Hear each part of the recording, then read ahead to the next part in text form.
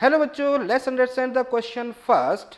Which of the following expression is correct in the case of sodium chloride unit cell. देखिए question में क्या कहा गया है, क्वेश्चन को समझने की कोशिश करते हैं. क्वेश्चन में सोडियम क्लोराइड यूनिट सेल हमें गिवन है और हमें बताना है कि कौन सा जो एक्सप्रेशन है वो करेक्ट है. तो सोडियम क्लोराइड का अगर हम अरेंजमेंट देखें तो सोडियम क्लोराइड में सोडियम और क्लोराइड आयंस किस तरीके से प्रेजेंट होते हैं. क्लोराइड आयंस तो प्रेजेंट होते हैं हमारे सीसीपी फॉर्म में और सोडियम प्लस जो आयन प्रेजेंट होते हैं वो प्रेजेंट होते हैं ऑक्टाहेड्रल वॉइड में. क्लियर है.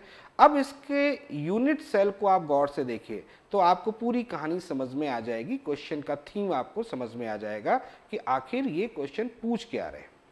यहां पर देखिए बात पूछी जा रही है एज लेंथ की और बात पूछी जा रही है कैटायन और एनायन के रेडियस के एडिशन वैल्यूज को.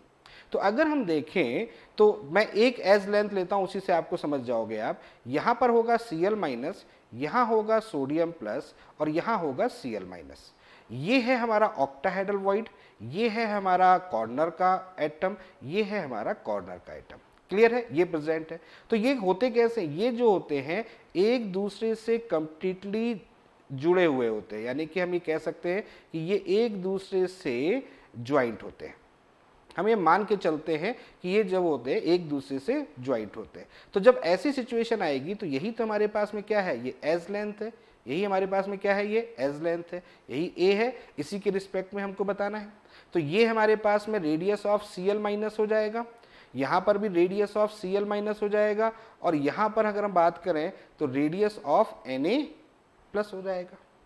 ठीक है, तो इसको हम ऐसे लिखेंगे, two radius of Cl minus plus radius of Na plus is equal to A. तो अब इसको सिंप्लीफाई कर रहे हैं तो radius of sodium plus plus radius of Cl minus is equal to A/2.